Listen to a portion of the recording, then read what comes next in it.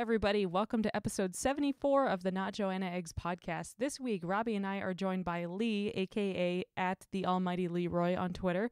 He is a web animator, a graphic designer, and altogether a funny dude. This week, we're reviewing the Gore Verbinski-directed Nickelodeon-produced animated film Rango, which came out in 2011 and is a kind of a just an homage / love letter to the Old West. And it's also a lot of fun. So we really hope you guys enjoy this episode. Please check us out on Podbean, iTunes, Stitcher, Spotify, anywhere you get your podcast. It really does help out the show quite a bit. So thanks again and take care. Bye.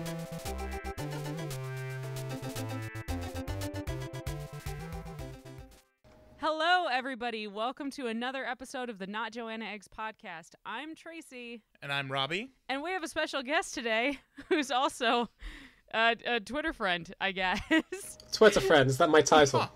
Yes. Twitter weirdo. Friend. Yeah, you should put it on your business cards. Yeah, it just says, it's just a picture of you smiling that says hi, and then Twitter friend. The wife just like Homer's t-shirt of himself saying hi.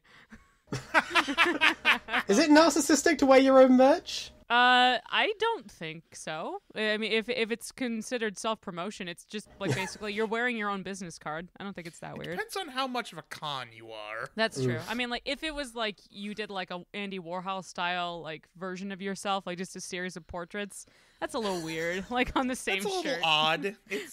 That seems very like sort of self-congratulatory almost. Like I screen printed my own face 8 times. Like say hypothetically you were to magically get into a con. Would you wear a shirt with like both of your faces on it? Because I know that's what Tracy puts as the picture for these. No, that's just for the banner thing. I mean, like I would consider it, but I'd rather do something like more of like an inside joke thing of like the actual Not Joanna Eggs. That very much sounds up our alley. Yeah, I mean, actually, probably. Yeah, we probably would. Fuck it. I don't know. Anyway, we probably would fuck it. Okay. Our guest this week is the Almighty Leroy, who is a.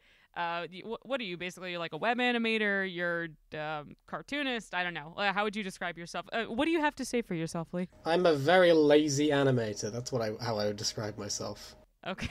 How does that work out? Glowing endorsement. No, you're not very lazy. You're exceptionally perfectionistic, and I think that freaks you out sometimes. No, I'm just fussy. Oh, God. Anyway, that's neither here nor there.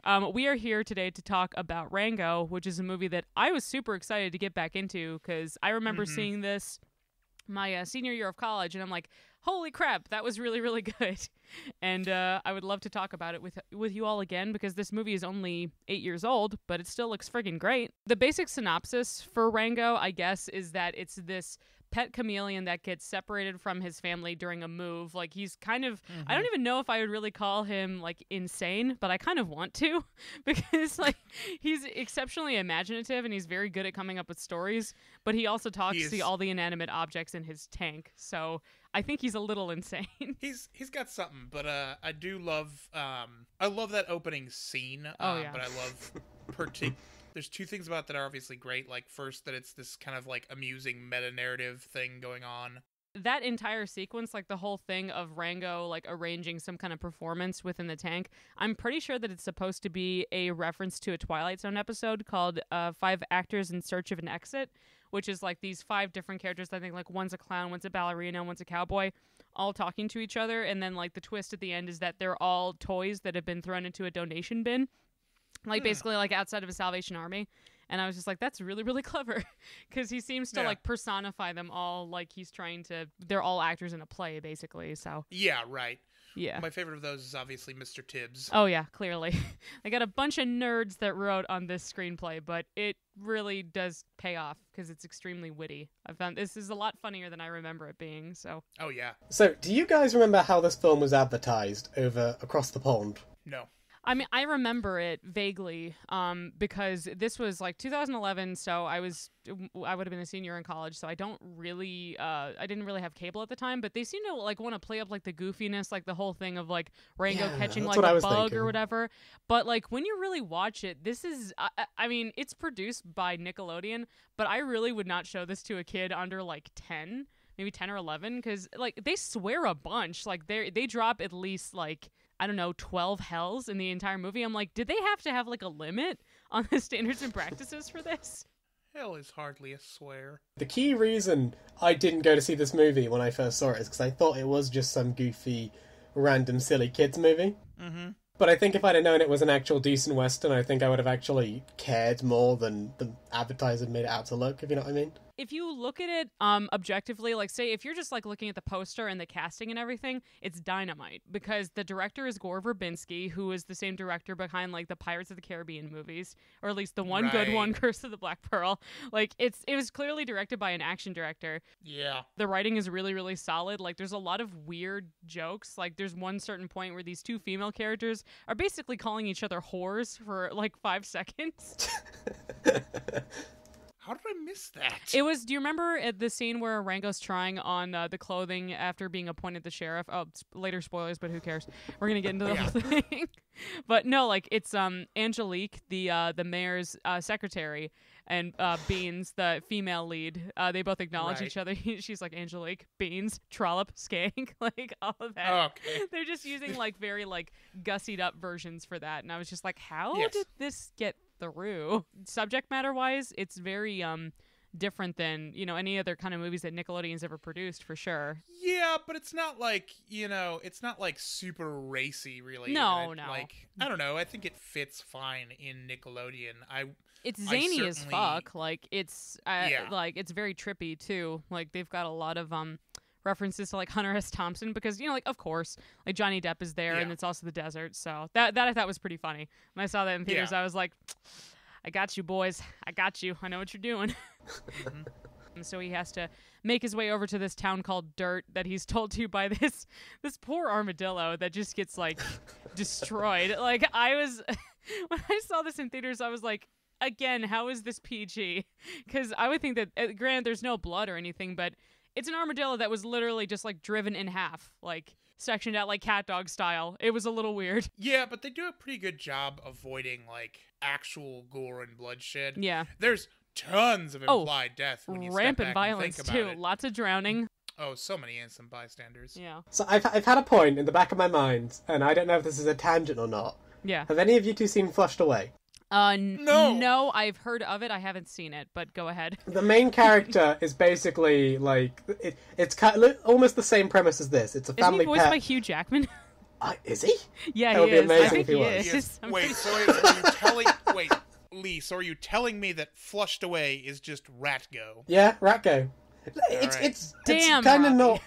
not. You're welcome. Damn. Robbie. So this probably is a tangent, but so That's Flushed fine. Away.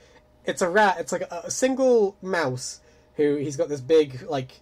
It's sort of the same thing as Rango. He talks to like these dolls in his little cave, pretending they're people. Yeah. But it's a bit more focused on the fact that he's lonely rather than, you know. Like I kept just thinking, like, comparing these two because like the way the film sets them both up is very similar. Yeah, that's true. The Well, it's the whole thing of like, because I think that the rat in that, like, he lives in London, then he gets flushed away by like another rat or whatever that shows up in the apartment because he's like, oh, I'm gonna crash here for a while, and he's just like, bye. And, like, no, that's literally what happens. That other rat is such a prick. Yeah, he seems like it. I don't know. I have no idea what like who his voice actor was, but that was the only thing I remember from the advertisements. Also, that apparently they used a lot of dick jokes, like. I don't know, just that came to mind when I saw the start. I was like, is this just going to be Flushed Away, but with lizards? No. Well, wait, is this the first time you've ever seen this, or? Yeah, no, I've never okay. seen this film. This is the first time I've seen this. Yeah. Wait, what were your first impressions? Because I saw it back in the day. Robbie, I'm assuming you probably did too, but I saw it sometime after I finished undergrad, not when it came out. Yeah, that sounds about right. Like, so Lee, as this being your first exposure to it, what were things that really surprised you about it overall? Like, we'll get into the specifics, into the plot a little bit later, but anything that you were like really struck by, or kind of how sort of unconventional it was, I suppose. Yeah, like it wasn't kind of typical. I don't know, the structure wasn't very typical. I was kind of expecting Rango to get ousted as, like, you know, a big faker a lot earlier on. I don't know if this is too plot spoilery. I don't know. Like, the whole thing is that I guess people have said that this has, like, kind of a liar revealed plot, but, like, he does lie, but he's also really bad at it. I mean, like, I think that, like, anyone who pays attention, like the mayor, or beans, really, for the most part. Like, they kind of know that he's full of shit, and then he's obviously just insane, and they're taking pity on this poor, insane chameleon that, like, doesn't know where he is. I think he's insane so much as he's convenient. Yeah, he's convenient. He's kind of dumb. I don't know. The biggest thing that got to me, or that I thought was very like funny or just very subtle, is that since he is a chameleon, he could have easily tried to like look more like a lizard that was in the desert, but he stays green for pretty much the entire movie. Like, he doesn't know how to adapt, and I think that that's part of like his character, and I thought it was very striking because you see like this flamboyantly dressed chameleon walking into this bar, and I think everyone assumes he's gay or something. I mean, he's just an outsider. Shirt.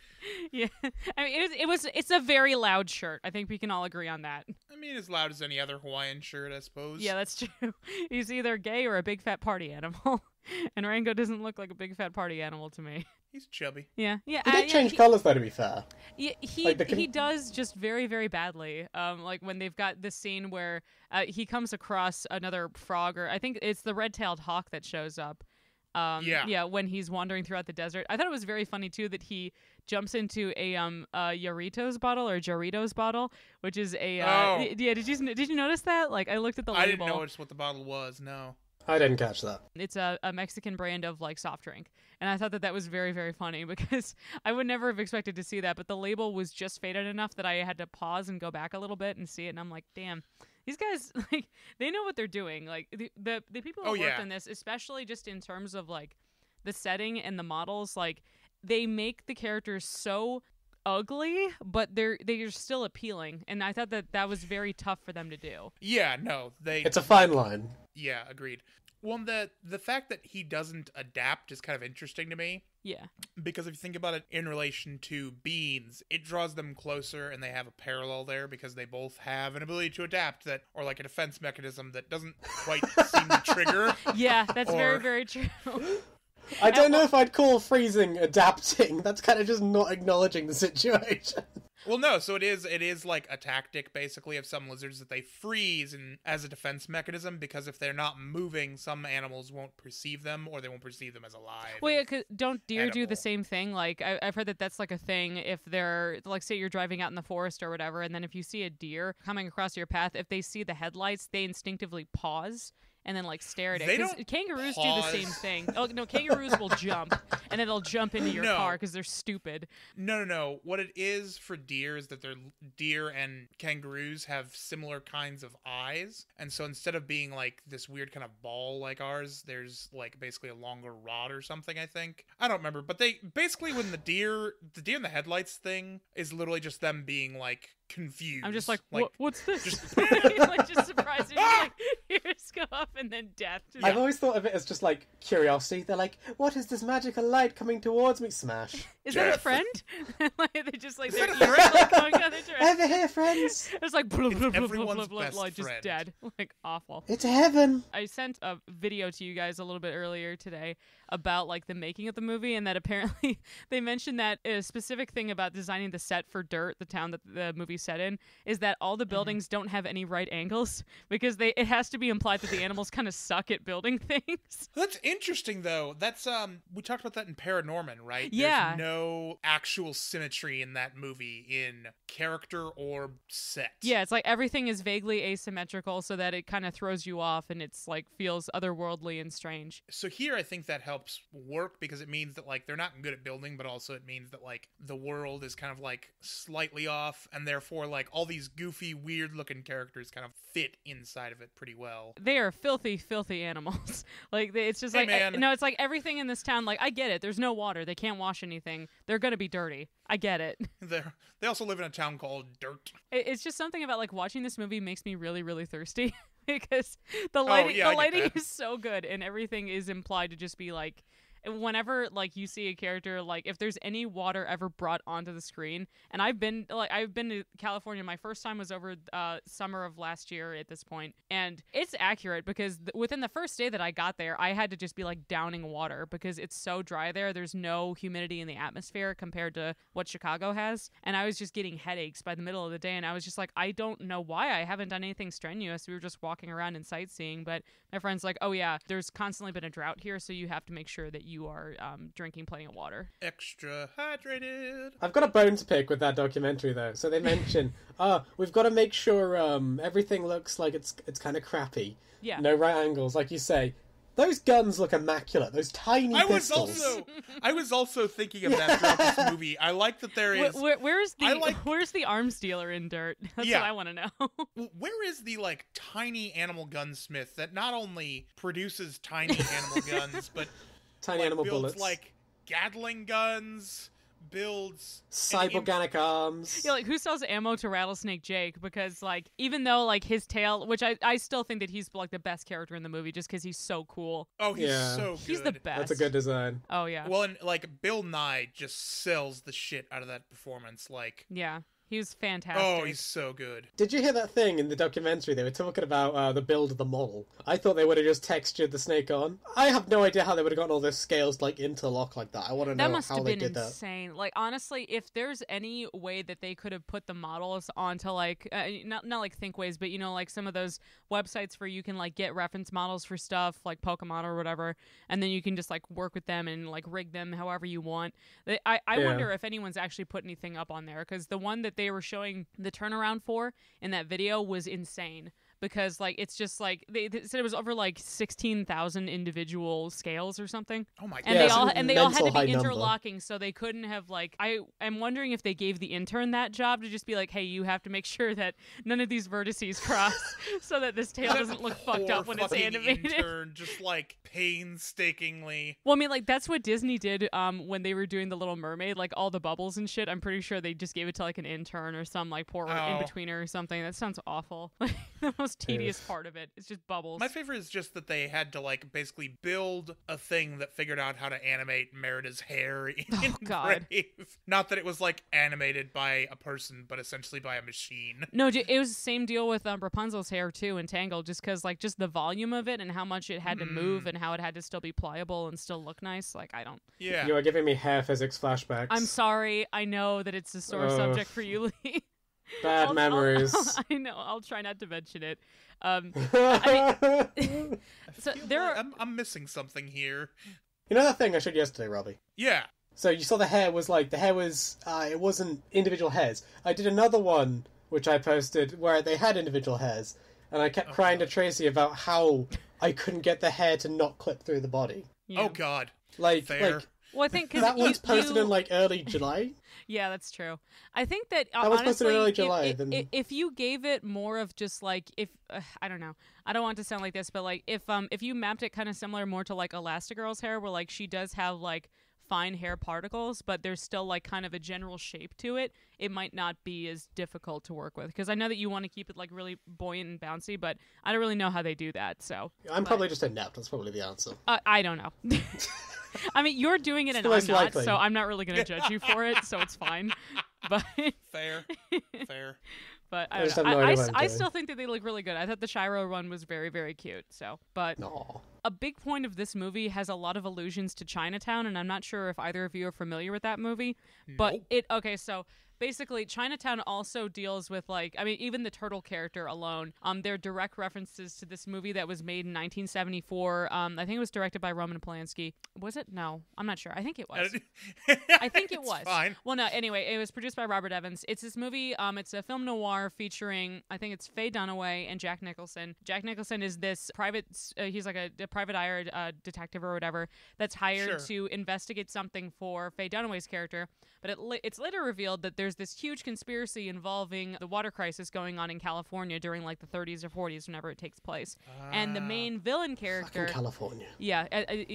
California's a weird state. Why would you live in the middle of a desert? It's a bad idea. I mean, honestly, and when I was in California, I thought it was okay. But I will thoroughly say this, that the joke that King of the Hill made about Phoenix, Arizona is still probably how I feel about them. It's so accurate. Arizona. Yeah, Phoenix, Arizona. This town is a testament to man's arrogance. Yes, rerouting a river to have his town. I mean, that's kind of how I feel about Vegas too, because I get that people like it, but it's kind of fucked up to assume that you can just have these aqueduct pipes going out to these really remote areas of the country. I don't know, because here's the Tracy, thing. I love me that Wyoming you don't too. Like adequate pipes. It's not an adequate pipe. It's an aqueduct pipe. That's immediately what I thought of when I was watching this. I thought of you, and I thought of Good. I thought of the Grand Duke. You thought of that Rocketooth. terrible movie that I forced upon you. No, okay, so I've seen it before, but I know that it's really important to you, and I was just like, all I can just think of is Uncle Dookie yelling at Hunch about the aqueduct pipe.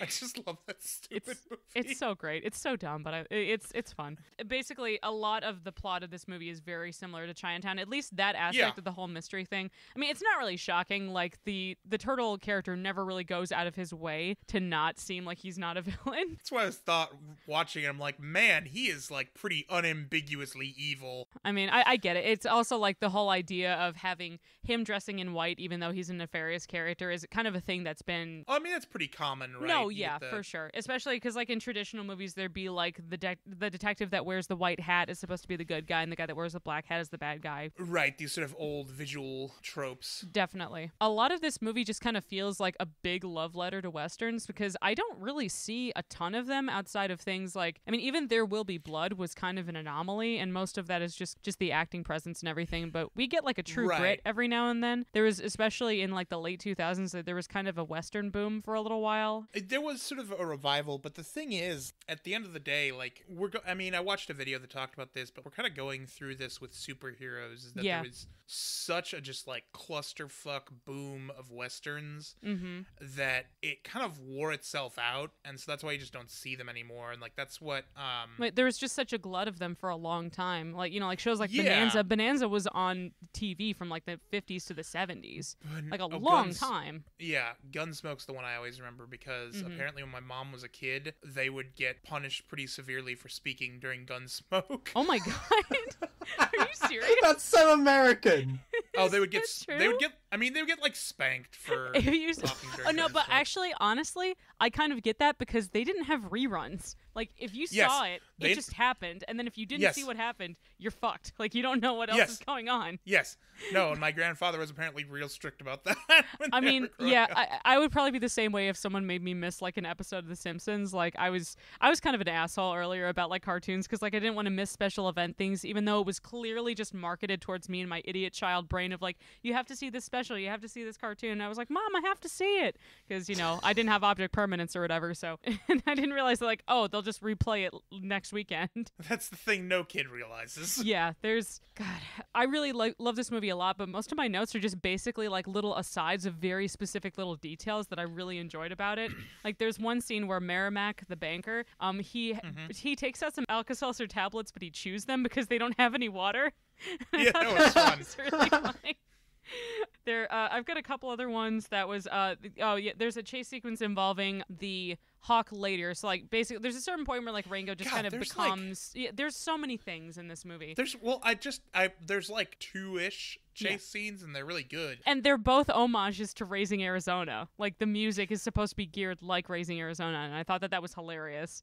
But the second one is also, because of the flyers, has a lot of homages to Star Wars, because done by Industrial Light and Magic. Yes, it was like, ILM, you crafty bastards. Like, they put a lot of references to their own stuff in here, and I'm like, I appreciate that. But they were behind, like, so many movies, like Back to the Future, Hook, the entire Star Wars series, like, pretty much every big tentpole action sci-fi movie from the past 40 years, ILM has been involved with. And it's just, like, it's just maddening to me. But there was one part in that chase sequence where Rango is being chased by the Hawk for a second time after he's been made the sheriff of the town. And there's a vending machine that Rango tries to hide inside of, like, disguising himself as licorice. So good. It was so funny, but I was trying to figure out, where's their electricity coming from? How'd they build the vending machine? No, I was like, either who dumped a vending machine out here, or number two, how does it still have energy, or where is it getting electricity to be able to be used? Because nothing else in dirt uses electricity from what I could see. Or if it did, I just assumed it was like candles or something, but I don't know. I just, I thought that it was a very good gag. It was extremely funny, but that just kind of threw me off. I was like, wait, how does that work? It's one of those for me that's like a fridge that's like a fridge question where, like, nuking watching the the fridge. movie, I'm just like, yeah, it's fine. Then I'm like, wait a minute. Yeah. How exactly. did that work? Yeah. Oh, it should That be. was with me and the guns. Yeah, I know, right? I like the Rango clothing scenes too because it kind of felt like they were trying to reference Lyndon B. Johnson. I'm not sure if you guys are familiar with him, but he was a former president of the United States. I was gonna say one of our former presidents. Yes, one of our former presidents, because he's mentioning like that he wants the front of the pants to like breathe a little bit more. That was a direct reference to like he did like a phone call or a recording or something, one that involved his tailor, him basically telling the tailor to loosen the crotch on his pants to imply that like his dick is so big that he wants the balls to breathe. Listen, I need less crotch in this pants because my balls are just so uncomfortable. He's like, my balls are so buoyant. Please open the front a little bit. Please open the front a little bit. My large balls need some air. Lyndon B. Johnson really liked talking about his dick. It turns out Lyndon B. Johnson really enjoys talking about his junk. Can anyone else help try to streamline the plot for this a little bit? Because I really do feel bad that like so much of my notes are just things that I really liked, and they're all just details, and none of them are pertinent to the plot. How deep you want this? I can give you the quick one. I mean, why don't you just tell like how like we've established that like he's the sheriff and everything, and that the turtle's doing nefarious things with the water supply.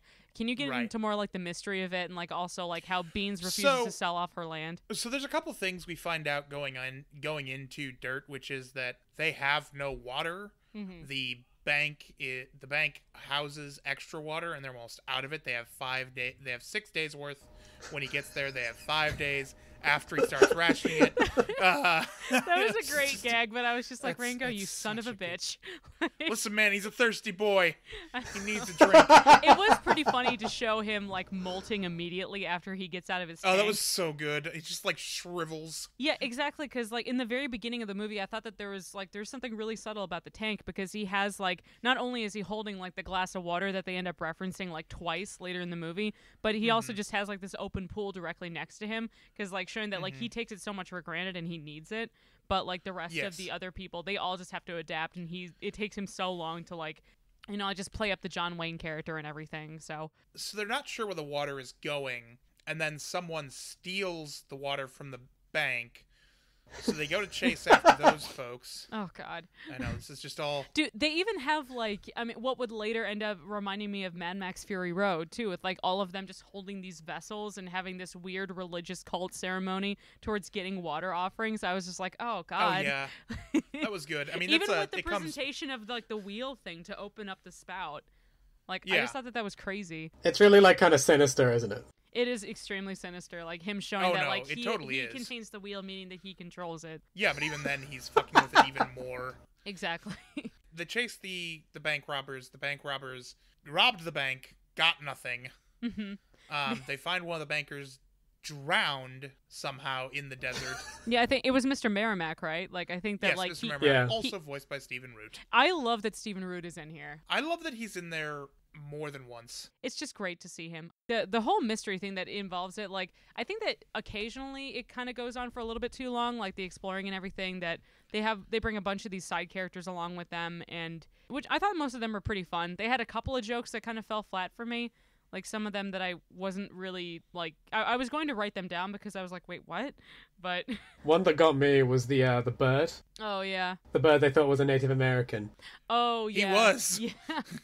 No. They kept making jokes about him being a Native American, and he was just like not impressed by it. Oh, we haven't even mentioned the fact that there's a Greek chorus in this. Well, yeah, because that's one of the things this movie is doing very well, right? Is that it's essentially doing like Odysseus plus Western. Exactly. And the fact that they're all elf owls, I thought was very, very cute. Yeah, I adored the Greek chorus. The animals of the desert have had many years to adapt and learn to survive.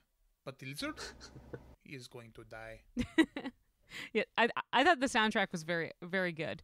I think it is Hans Zimmer doing the score for it again, because I guess that he's got like, I don't know if there's like a picture deal between him and Gore Verbinski, but he's just scored like pretty much every movie that Gore Verbinski's done since Pirates. But I was just like, hey, you get to do like a non-orchestral thing. You get to do like a spaghetti western. Would you like to do music for a mariachi band? I would. Sign me up, yes. Yes, that sounds very good. Let's do it. I adored that band, and I think that that's also one of the more fun things because not only is the Greek chorus existent, but it's also fully integrated as a character. Yeah, that's true, because he actually does acknowledge them and everything. They're not just like, just observation or like outside of the movie or whatever. They're actually ingratiated within Dirt's existence. They just constantly talk, so I just jive on that. I looked up after the fact that I guess Roger Deakins was one of the lighting consultants that worked on this, and this is the same Roger Deakins that was associated with Blade Runner 2049, among others. Like, he was nominated for like God knows how many awards and shit, like for lighting, and he finally won for Blade Runner 2049 after being nominated like 13 times. So I had this. I had a pet peeve about the Owls. The Owls are a little mariachi band. Oh yeah, Yes. What's that? So at the start, they do this thing that movies love to do, where they break the fourth wall to talk to the audience, like, as if they're talking to them in their seats. Does anyone else find that really distracting? I did kind of not like that, but I get that that was geared more towards like a kid audience, and I kind of understand why, because they're really like, there are some like kind of, like burping humor stuff that's put throughout the rest of it, but for the most part, the rest of the movie kind of plays it pretty straight. Yeah, I generally don't enjoy it, but I don't think it's being cheeky about it. It's not a huge deal. Yeah, it's not like them doing like the, oh hi, I didn't see you there. Like, that would have been a lot more like, mostly I really hate that trope, because like now it's such a common thing to do. Yeah. I'm glad they didn't do that. They were just like, hey, enjoy your Enjoy your confectionaries. Yeah, your confectionaries and other, assorted earthly delights and shit. And I was like, oh, okay. I've got a better opening for this movie. The tank smashes. We zoom in on Wrangle's face. Yep, that's me. Oh, you're probably wondering how I got into this. God damn it. Alternate ending. If it wasn't for Ratatouille doing it like 5 years earlier, I'd say they probably would have done it. I haven't seen Ratatouille in so long. I really like that one a lot too. Did Ratatouille really come out when we were in high school? 2007. It was when we graduated, Robro. Isn't that Wait, crazy? what? God. Ratatouille. What film is this? No, we're talking about Ratatouille because like the whole thing of like like, this is me. Like I think it's pretty clear that I need to rethink my life a little bit or whatever. That movie came out. It came out in 2007. Like, I completely forgot that that's what it was. It was 2007. 2007. That's so. Yeah. I didn't know it was that old. I thought it came out in like 2010. It was weird because like Ratatouille came out between. I think it was between The Incredibles and Up. I'm pretty sure. I think it was Cars and Up, because I know Brad Bird did. Yeah, you're right. It was Cars and Up. Because Brad Bird did Ratatouille. Yeah, and true. he went on two films back to back. Yeah, and it's got one of those Brad Bird action sequences too. So, thank God he had nothing to do with Cars. Jesus. That sucks. Like, I've seen people like write like very extensive fan fictions about the extended universe of the Cars world, and like, it's really horrific. Like, how do they deliver children? When do they die? How do they eat? Do they poop? Like, what is all this? I have literally no desire for the extended Cars universe, but Disney really seems to want to shove it down people's throats. Yeah. It's because it's the most successful franchise in terms of merchandising, because they can sell so many cars. Yeah, it's like they made their own Hot Wheels thing. Like, they made their own Hot Wheels franchise. It's like they put their own native advertising because like fucking John Lasseter has such a huge boner for cars that he just decided to like just be like, I'm just gonna make a fuck ton of them. There's gonna be almost as much merchandise as Frozen, which seems impossible, but they did it, and it just it's horrific. Man, fuck you, John Lasseter. Yeah, piece of shit. I can't believe that they hired him. I hope that he ends up getting like let go again because of all the pushback from people, because he does not deserve to be working in that industry anymore. Not even anywhere. No. I don't know. As far as I'm concerned, kind of just torched that for himself. And he's just like a creepy, like rapey uncle, and no one wants to like work with him because he can't be trusted because he's doing this shit for like. He's like a more cuddly Chris Savino. No, he isn't. I don't know who that is. Another person who got outed from their job for being a sexual harasser. Or like that guy that worked on Clarence that was also outed for being a sexual harasser. Well, yeah. What's going on, Cartoon Network? Also, or fucking Dan Schneider, who was also outed for being a sexual predator. Well, hold on. There's no actual concrete evidence for Dan Schneider. That is not true. He's been hiding it in plain sight. He's made it into a goddamn scavenger hunt. You watch like 5 episodes of The Amanda Show and like iCarly and all that stuff. There's foot fetish crap everywhere. It's all No, I'm not saying. It's so terrible. I know that. That's really creepy. It's so bad. No, but what I'm saying is Dan Schneider has done it in a way where he's got like really shaky, plausible deniability, if you know what I mean. I don't you believe can say, that. well, I've done nothing exactly. No, like what? Like, Weren't it's there, really... like, didn't they actually like talk to Amanda Bynes and some of the other kids that used to like be on that show, and are just like, oh yeah, he was fucking like asking for pictures and shit all the time. We are getting off of the plot of the movie quite a bit. We are out in the weeds. I know, but I'm still gents. interested in this. I can always cut this out, I guess. I know, but oh god, I think we need to rein it in. That's true. But God help. Hello, listeners. Do you like sexual harassment? We love talking about this topic. We think it's interesting. We don't endorse it. Are you interested in hearing the nightmarish amount of sexual harassment and pederasty happening within the animation industry? Check out Not Joanna Eggs. We'll tell you about all the things that you love that were ruined by them. And number one, as always, Ren and Stimpy. Have you seen the tweet Dan Schneider put out about, like, feet? Oh, yeah, no, it was like anytime that he was trying to promote, like, iCarly or whatever it was, he would just be like, hey, send me pictures of your feet. Like, it'd just be like, hey, it's going to be another feet-tastic episode. I was like, he's not even trying to be subtle. What the fuck? No, have you ever seen this? Like, I'll send it to you later, Robbie, but... There's like a bunch of people have just made like these, like, it's almost like kind of watching a Chris Chan documentary, just like a bunch of just subtle amounts of footage and evidence being released about how much of a fucking creep Dan Schneider is about like asking for pictures of kids' feet. He's really unsubtle. He got to a certain point where he was just like, he flew too close to the sun and he thought that he was untouchable, and he would just like start asking for kids pictures of their feet on like Twitter. Just like a general thing is like, new iCarly tonight, send me pictures of your feet. What the fuck? I'm dead serious. I'll send you a link later. It's insane. It's nuts. I didn't believe it until Lee showed it to me, and I'm like, oh no. But this makes sense because it was a recurring joke thing for a long time. And I'm like, my God, why did no one say? Or actually, no, people did try to say something, but he would try to get them fired. Always. I don't know. Yeah, not. No, have you not guys good. seen this video by Blame It on George? I don't think so. It's a video about Dan Schneider talking about all the things he has and like all the weird feet stuff he's done over the like. Yeah, I have seen that one. I think you sent it to me. Yeah, I don't know, because he comes to the conclusion that I was saying earlier that there's no actual evidence, but like I think there's like too much evidence to really be convenient. It's too coincidental. That's what I'm saying. If it's not like evidence and shit, like that has to be the case. That's kind of the thing, because like one thing he says at the end of the video is it's something like, oh, here are the reasons he could have left. Well, look guys, his shows were like declining in popularity. It's like, no, that's just a plausible reason for why they drop him. It's that's a really weird rabbit hole to get down, but like it's too coincidental. There has to be some kind of underlying thing there. I don't know. Tangents. So anyways, like, yeah, Rango. So anyway about this movie. Speaking of Nickelodeon. Oh Fuck. God.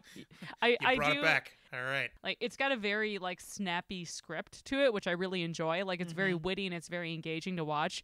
But there's some like jokes and stuff that they get into that are like, they're clearly meant more for adults. But I thought that a lot of them were kind of very close to skirting the kind of boundaries that like Nickelodeon would have been like, nope, we have to cut that out. We have to take that bit out.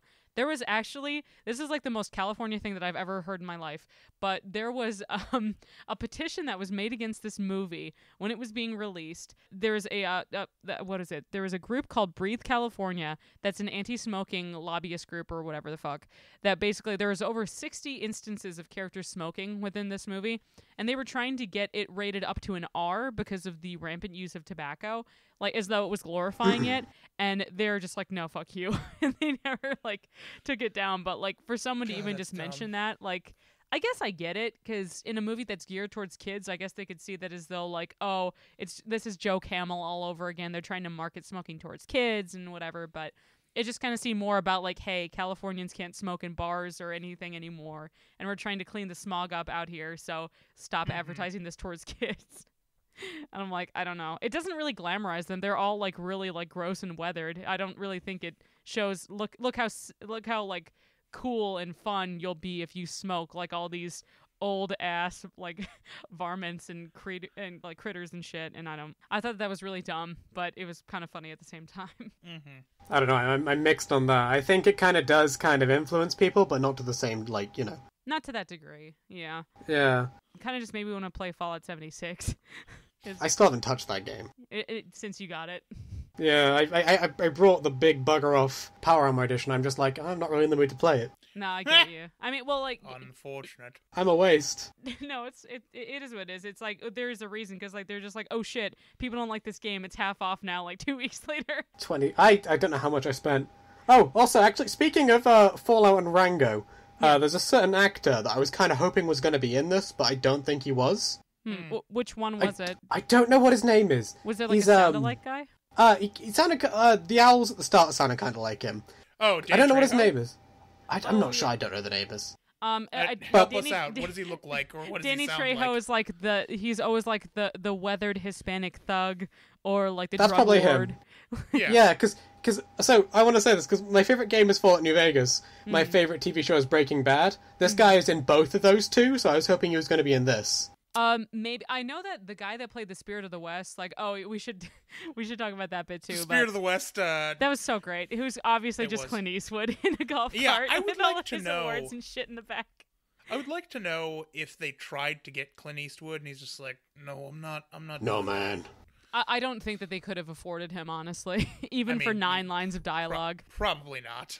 I'm pretty sure it wasn't he wasn't making Gran Torino at that point, but I'm sure he was producing something. But Who knows? I don't know.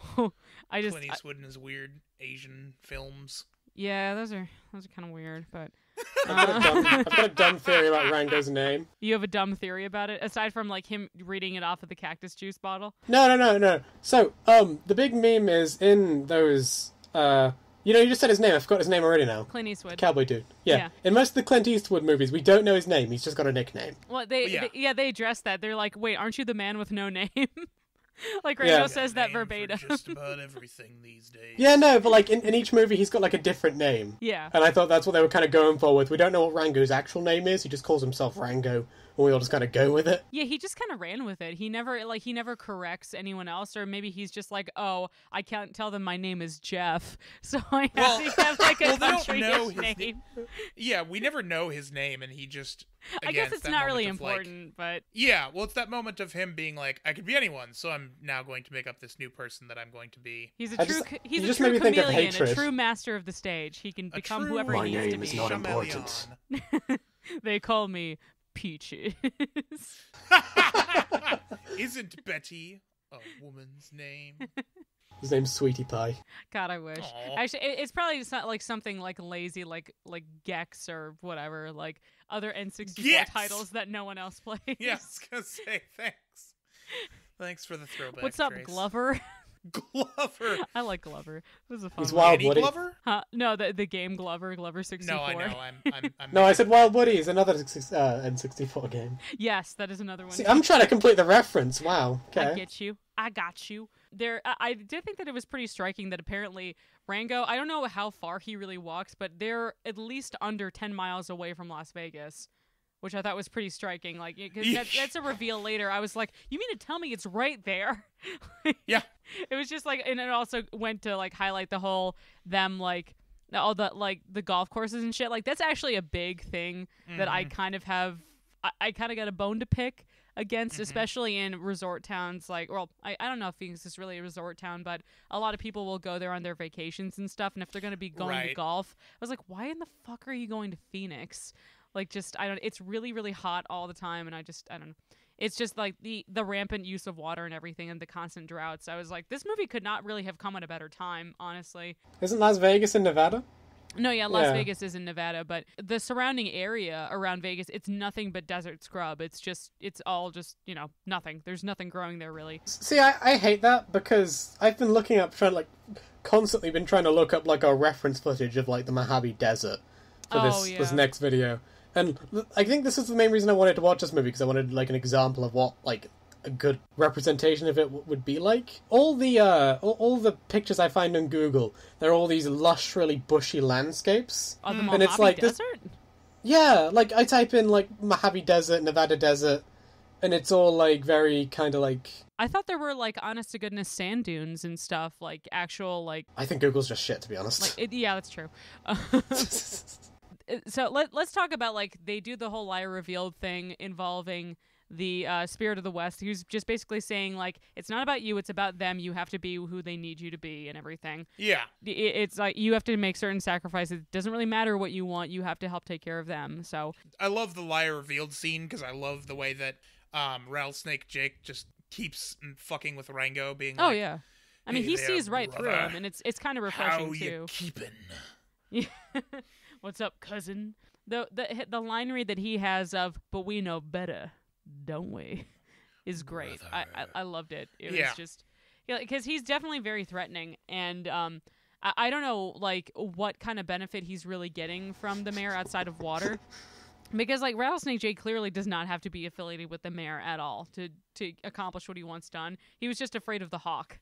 So he just shows up later. Yeah, I thought that was kind of, like, a weird thing. It's kind of a cop-out, but... I mean, you need to bring up the threat of Rattlesnake Jake earlier in the movie. Yeah. But then he doesn't he comes as essentially, like, a mercenary. Pretty much. Rather than, just coming to fuck with people. Yeah, I mean, like, he's just like Boba Fett, basically, but he's a lot more. But he actually gets shit done, and you can form an emotional connection to him. He has an actual character. He has like a purpose, unlike Boba Fett. Sorry, nerds, but get fucked. Whenever you talk about Rattlesnake Jake, it reminds me of that Jenkin Brothers joke. That's the best one in the movie. Yeah, 7 of them. You killed the Jenkin Brothers with one bullet. All 7 of them. Wait, that was only 6. Oh, right, the last one died of infection. I was going to do it. They were all doing a synchronized swimming routine, and the gun misfired and hit all of them as they fell into a glorious cascade of people into a pool. It was lovely.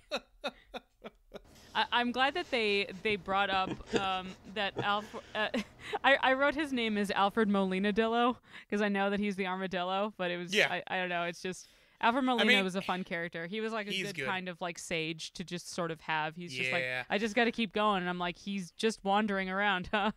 He knows where he's going. He's going across the highway. There you go. Well, he already made it. Like, what is he going to do now?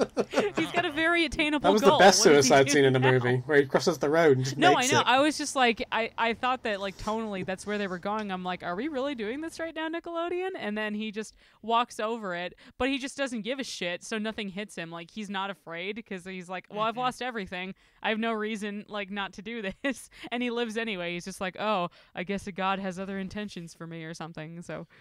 Rango's just like, I don't understand the game Frogger. It seems so hard, but I walked across that highway without getting hit once. I'm starting to think Frogger's just lazy, and he doesn't want to move when it's convenient. Just a lazy fucking frog is what he is. He's a big frog.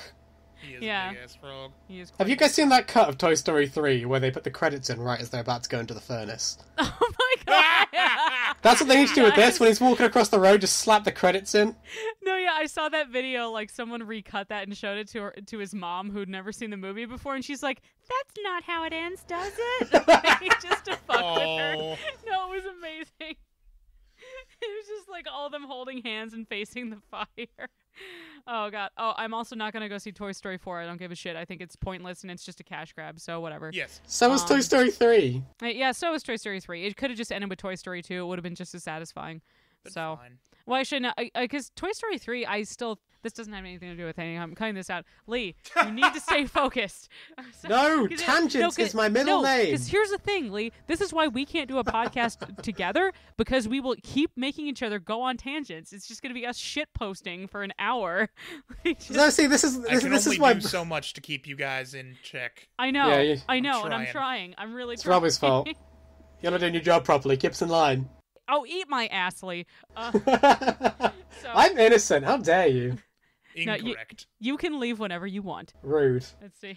I can quit when I want to. I just don't want to. So Tangents. the standoff between Rattlesnake Jake and the rest of the townsfolk, like how Rango goes over to the people that he calls the prospectors, who are clearly just bank robbers because he's too stupid and trusting to know what they're doing.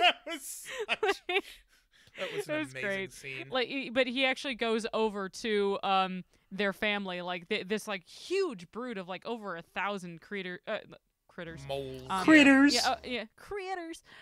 So Rango goes to this giant horde of the 3 burglars, like family, and just be like, "Look, they were wrongfully imprisoned. We want to try to get them back. Can you help us?" So they have this gigantic fleet of bats all come over and try to synchronize their formations together to look like a hawk. And I thought that was brilliant because you could never get bats to do that in real life. Like, they'll make, like, waves, they'll make, like, kind of weird, like, swirls and patterns, like, following wind currents, but they could not form, like, an actual hawk or anything similar. It was pretty cool, and just... Yeah, no, it was really cool. One, I love that in this, in general, I think that whole standoff is really well done. Oh, it's boarded amazingly. Like them, like they're doing like their paces going towards each other. The framing of the bottles when he's just like standing and like facing him and everything. It's masterful. It's absolutely gorgeous to look at too. Yeah. And the fact that Jake has Smaug eyes, which I thought was kind of interesting, like Smaug from The Hobbit, he's got very similar eyes to him. Like they look like they are from hell, which I thought was really cool. Yeah. Then him just like eventually just like firing all cylinders into the sky once he realizes that there's just like bats in him going against Rango. It was so cool. Like I that entire sequence is fantastic. If you don't even watch the whole movie, you should. But if that's the only part that you see, that's most of the movie in a nutshell and why it works. Yeah, well, I think honestly you can watch any of the action scenes from this movie and they're really well done. And I think part of that has to do with the director having done like a bunch of action films previously. This was the first animated movie that ILM had ever made, and I'm pretty sure it was the first one that Gore Verbinski did. So it was, but it was very well done. I mean, like the characters are all engaging, like even the side ones. Like I don't know who your favorites were, but I really liked the kind of forgetful horned lizard or like the horny toad. I thought he was kind of cute. Like he just like he kind of reminded me of Pad Paracha from Steven Universe, where he just kind of like states the obvious. How about you guys? Well, we're missing the best side character, the guy with the arrow in his eye. Oh God. That guy was pretty rough. Relatable like, content. Yeah, it's true. He's just like, you got something in your eye. He's like, oh no, it's just a staph infection, no big deal. It's hereditary. It's here. That's hereditary. All right. I love the way he like kind of shrugs it off though. Like he's used to saying this. Yeah, I mean, like, yeah, he's just like, oh, they're asking about my eye again. It's okay. It's just no one in town has the heart to tell him. Or they're like that, or they don't have an actual doctor. Like they got like the Old West doctor where he's just like, we'll just put some leeches on it. It'll be fine. We'll chop it off. That's the formation. Hey man, hey now.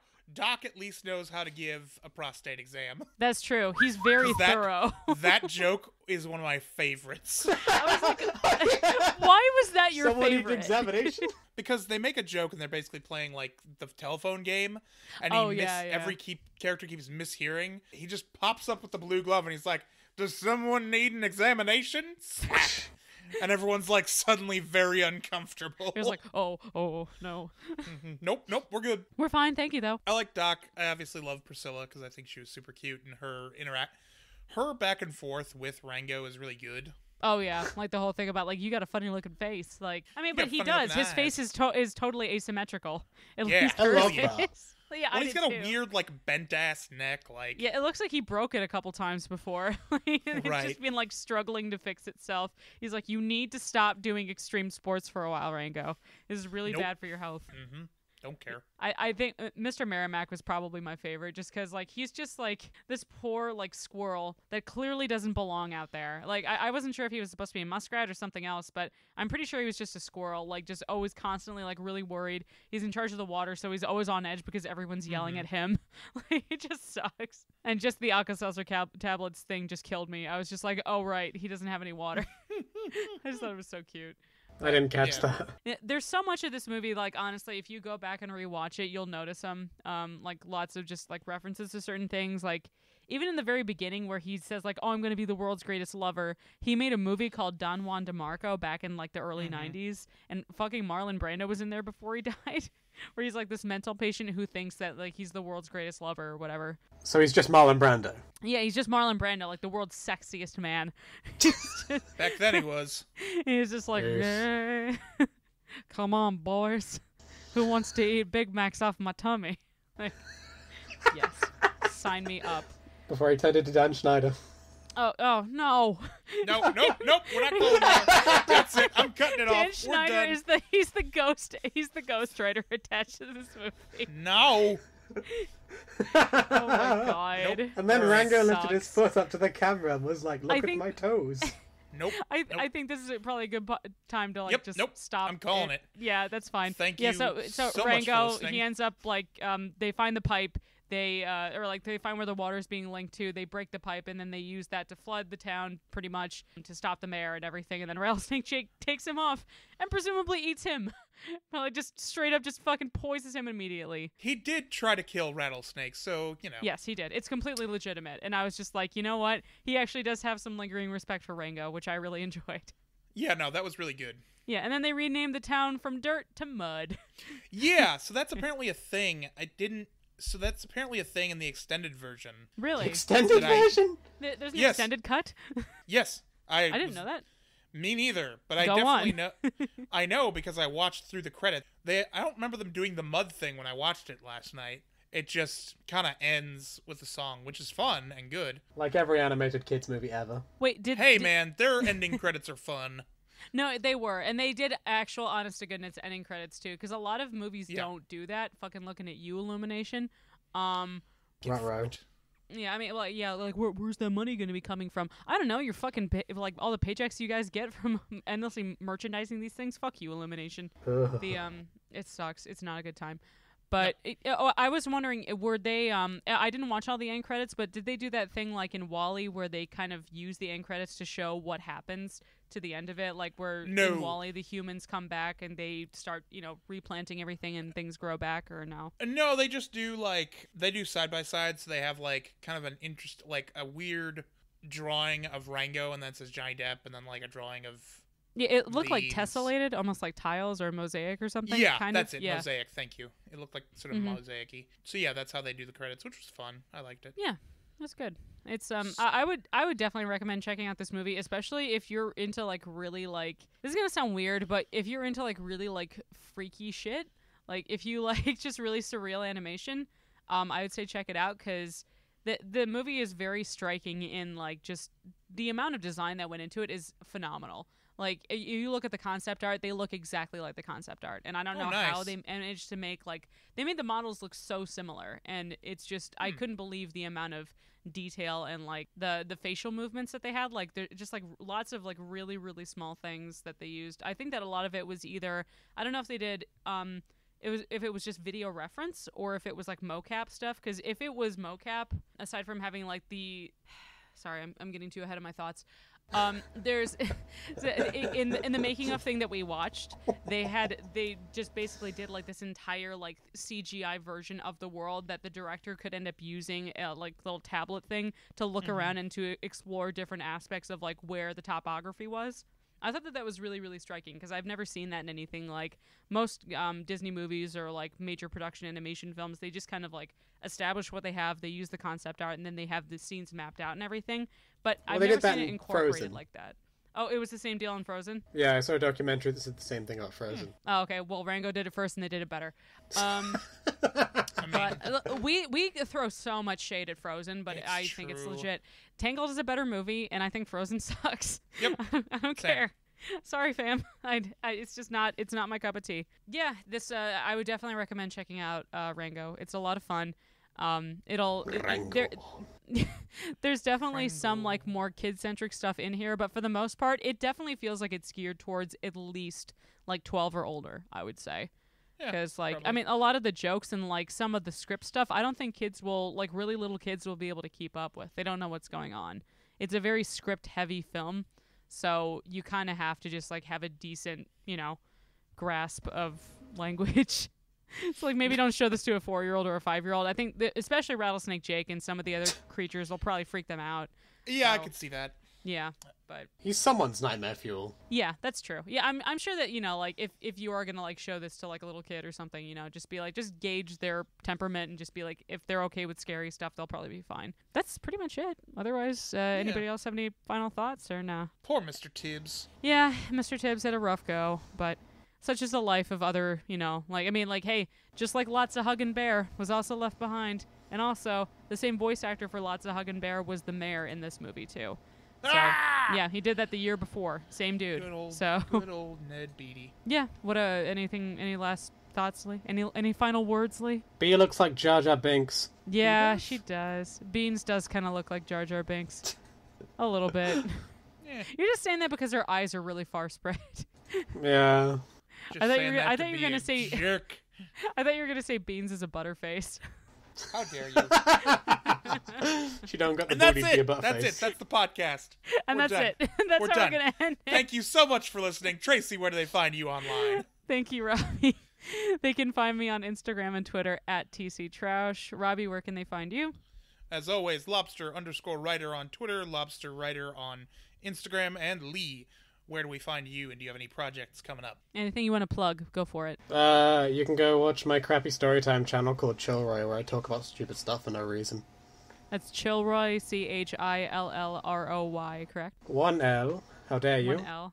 1L in chill? Yeah, it's about You it. misspelled it. It's too late. It's too late. It's over. He got confused by Spanish and thought you pronounced it with a Y. I am Mr. Chillroy. Chillroy. I was trying to do Rolling R, but I couldn't do that. Do you want to plug your Twitter or Instagram or any other social media stuff? You can come to my Twitter at the Almighty Leroy, where I will draw loads of sexy pictures of beans. Come on. We know that's coming. You're going to draw some beans smut now? Like, actually, honestly, you know what? Beans. Honestly, out of all the movies to not need Rule 34, this is probably one of them, and it's just now hitting me. Well, you set a goal of me now. We've got to do this. All right. Peer pressure. People looking at like really awful pictures, just like, oh god, like they're not stopping. We're gonna doll up beans. Oh no. Nope, I don't like it. No, All right. I don't want it. All right. I don't want I'll make sure to tag Robbie when I post it eventually. Oh, But like, hey guys, request life. from @lobster writer. He did it. all right. We're done. Okay, that's it. We're done. Thank you for I'm listening. done. I'm so done. Yep. All right, thanks for listening, everyone. We'll talk to you next time. Bye. Bye. Okay. Jesus Christ. I want to die. Hey guys, thanks again so much for listening. Our intro music is Don't Hold My Breath by Ben Briggs. The outro is Wet Dreams by Phonetic Hero. Both were found on ocremix.org. If you like the show, please subscribe, rate, and review us, or tell a friend to check us out. We're on iTunes, Stitcher, and anywhere else you get your podcasts. Find the show website via notjoannaeggs.tumblr.com. Follow us on Twitter via @lobster_writer and @TCTrash. Not Joanna Eggs, because animation is for everybody. Every time I start recording, I just feel pain after groan. I mean, honestly, yeah. Audio pains.